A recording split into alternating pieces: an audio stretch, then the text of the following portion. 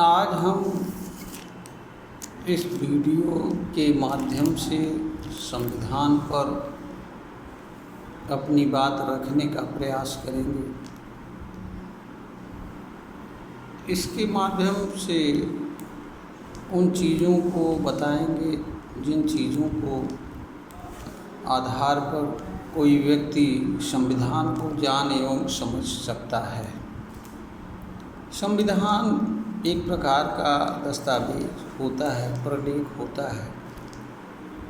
इसमें देश की व्यवस्था, जनता के अधिकार, न्यायपालिका, संसद, चुनाव आयोग आदि जो देश की मुख्य संस्थाएं होती हैं, जिनके माध्यम से देश कार्य करता है, उन सभी चीज़ों का उल्लेख होता है। संविधान देश की सर्वोच्च विधि होती है, उसके परे कोई विधि नहीं हो सकती है। संविधान का अतिक्रमण करने वाली कोई विधि नहीं हो सकती है। हर विधि को संविधान के अनुसार विधि सम्मत यानी संवैधानिक होना आवश्यक होता है। भारतीय संविधान की भी कुछ इसी तरह की स्थिति है। भारत में संविधान सर्वोच्च है। सरकार के तीनों अंग इसके अधीन हैं।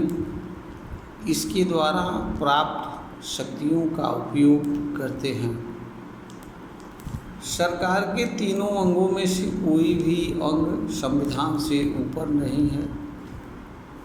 हमारी संसद को भी कोई ऐसा कानून बनाने का अधिकार नहीं है अथवा संविधान में संशोधन करने का अधिकार नहीं है जो संविधान के मूलभूत ढांचे को नष्ट करने वाला हो।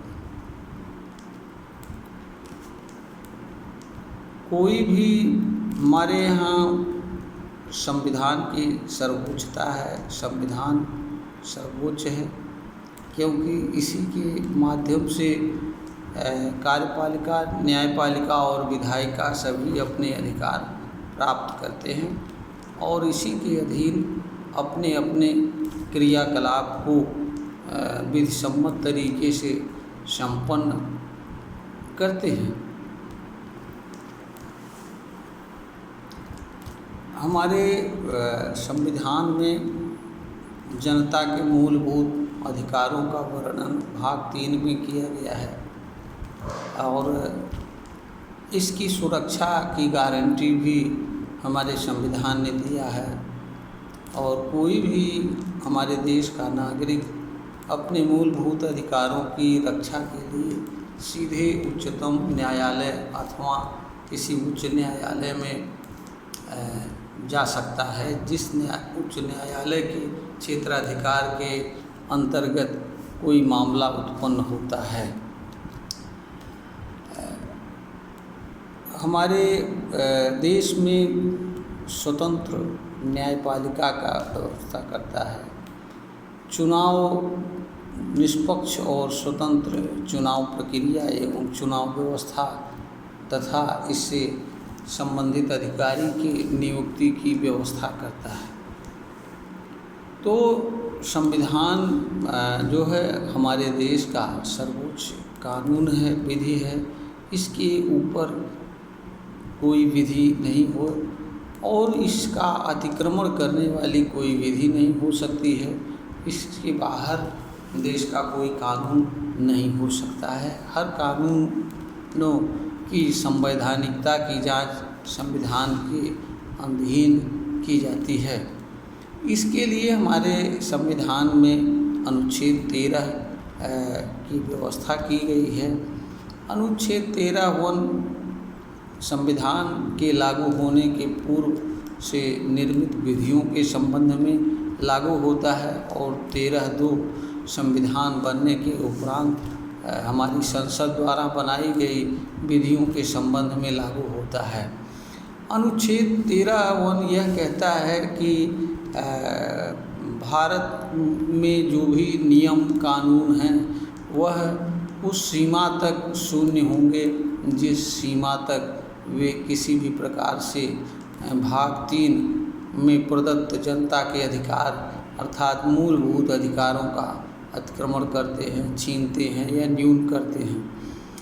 इसी तरह से अनुच्छेद 13 में भी पार्लियामेंट की संसद की शक्ति को न्यायिक समीक्षा के अधीन रखा गया है और अनुच्छेद 13(2) यह कहता है कि हमारी संसद कोई ऐसा कानून नहीं बना सकती है जो जनता के मूलभूत अधिकारों का अतिक्रमण करता हो, छीनता हो अथवा न्यून करता हो। इसी तरीके से संसद संविधान अपने सुरक्षा की बात करता है, संविधान संशोधन की अनुमति प्रदान करता है और इसके लिए कई अनुच्छेदों में दिया गया है। और हमारा जो संविधान का अनुच्छेद 368 है, इसमें पार्लियामेंट को संविधान संशोधन की बहुत विस्तृत शक्तियाँ प्राप्त हैं और इस पर श्रीमती इंदिरा गांधी के ज़माने में काफ़ी चर्चाएं भी हुई थी और उसमें केशवानंद भारती का निर्णय जो अब तक का सबसे बड़ी पीठ द्वारा सुप्रीम कोर्ट के फैसला दिया गया है, जिसमें यह कहा गया कि जो है अनुच्छेद 368 संसद को कोई ऐसा पावर नहीं देता है जिसके कारण वह संविधान के मूलभूत ढांचे को नष्ट कर सके। यानी संसद की शक्ति संविधान के अधीन है, संसद संविधान से सर्वोच्च नहीं है। इस कारण से संसद को कोई ऐसा संशोधन संविधान में करने का पावर नहीं है जिस कारण से संविधान का मूलभूत ढांचा ही नष्ट हो जाए। यानी संविधान के संशोधन की जो संसद की शक्ति है वह संविधान के अधीन है, वह संविधान से ऊपर रही है। इसी बात को दोहराया गया है। इसके माध्यम से संविधान अपनी संरक्षा करता है। एक तरफ तो संविधान जो है संसद को संशोधन की अनुमति प्रदान करता है और दूसरी तरफ माननीय उच्चतम न्यायालय को न्यायिक समीक्षा का अधिकार प्रदान करके अपनी रक्षा को भी सुनिश्चित करता है ताकि पार्लियामेंट कोई ऐसा कानून या कोई ऐसा संशोधन न कर सके जो संविधान की भावना को नष्ट करे, उसके मूलभूत ढांचे को नष्ट करे। तो ये संविधान जो है उच्चतम न्यायालय के माध्यम से अपनी सुरक्षा को भी सुनिश्चित करता है। संविधान राजनीतिक दलों या कुछ लोगों के आधार पर अपनी सुरक्षा नहीं करता है, बल्कि संविधान अपनी सुरक्षा संवैधानिक व्यवस्था के अंतर्गत रहते हुए और संविधान में दिए गए अधिकृत अथॉरिटी जो कि हमारे देश की सर्वोच्च अदालत है उसके माध्यम से अपनी रक्षा करता है। जहाँ संसद को कानून बनाने का अधिकार है, वहीं हमारे देश के सर्वोच्च अदालत को फैसला देने का अधिकार है और दूसरी तरफ संविधान की रक्षा करना भी हमारे उच्चतम न्यायालय का कार्य है। क्योंकि संविधान जो है अगर ऐसा अधिकार उच्चतम न्यायालय के पास न हो तो संसद द्वारा अपनी बहुमत का दुरुपयोग किया जा सकता है और दुरुपयोग के आधार पर ऐसे कानून, ऐसे संशोधन किए जा सकते हैं जो नहीं होना चाहिए, जो संविधान के अनुसार सम्मत नहीं होते हैं। तो अगर कोई ऐसा संशोधन करती है संसद जो संविधान के मूलभूत ढांचे को नष्ट करने वाला, तो हमारे देश का उच्चतम न्यायालय ऐसे संशोधन को असंवैधानिक घोषित कर सकती है, नल एंड वॉइड घोषित कर सकती है। ये इस तरह का पावर। रही बात मूलभूत ढांचा क्या है, इस पर निर्णय कौन करेगा, इस पर भी निर्णय करने का अधिकार उच्चतम न्यायालय के पास है कि कोई बात या चीज़ या जो कुछ संशोधन किया जा रहा है उससे मूलभूत ढांचा नष्ट हो रहा है या नहीं हो रहा है। दूसरा, मूलभूत ढांचा क्या है, इन बातों का निर्णय करने का अधिकार उच्चतम न्यायालय को है। इस पर संसद किसी तरह की कोई व्यवस्था नहीं दे सकती है। इस तरीके से जो संविधान होता है वह जनता का वो अधिकार ही नहीं प्रदान करता है, बल्कि उनकी अपनी व्यवस्था के माध्यम से रक्षा करता है। और इसी तरह से संविधान स्वयं अपनी भी रक्षा करता है, क्योंकि अगर रक्षा नहीं रहेगी, सुरक्षा नहीं रहेगी, तो कोई भी चीज़ सुरक्षित नहीं रह सकती है। इस बात को हमारे संविधान निर्माता अच्छी तरीके से जानते हैं और इसीलिए यह कार्य सुप्रीम कोर्ट के पास, और सुप्रीम कोर्ट ही इस कार्य को करती है, क्योंकि सुप्रीम कोर्ट कोई राजनीतिक मंच नहीं होता है। सुप्रीम कोर्ट विधि और नियम और न्याय कानून के अनुसार कार्य करने वाली संस्था होती है। उससे पॉलिटिक्स के उससे कुछ भी लेना देना नहीं होता है। और वास्तव में अगर देखा जाए तो लोकतंत्र में सर्वोच्च अदालत ही व्यवस्था होती है, जिसके कारण लोकतंत्र, संविधान और जनता के अधिकार आदि सुरक्षित होते हैं। अगर यह व्यवस्था न हो, इस तरह की चीज़ें न हो, तो संविधान कभी भी सुरक्षित नहीं रह सकता है। तो संविधान अपनी सुरक्षा की व्यवस्था भी करता है। ये मोटी मोटी चीज़ें हैं। वैसे संविधान क्या है, यह अत्यंत बृहद विषय है।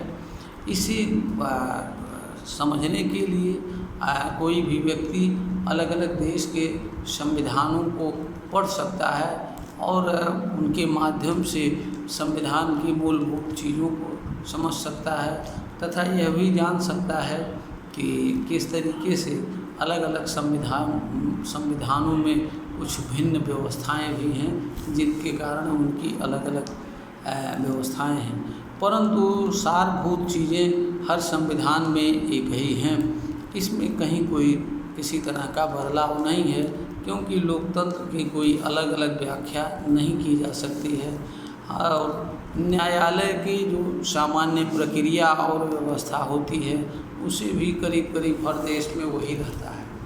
तो संविधान को अत्यंत बृहद रूप में समझने के लिए किसी भी व्यक्ति को देश के विभिन्न देशों के संविधानों का अध्ययन करना होता है, और विभिन्न देशों के संविधान का अध्ययन करके कोई व्यक्ति संविधान को भली भांति तरीके से जान एवं समझ सकता है।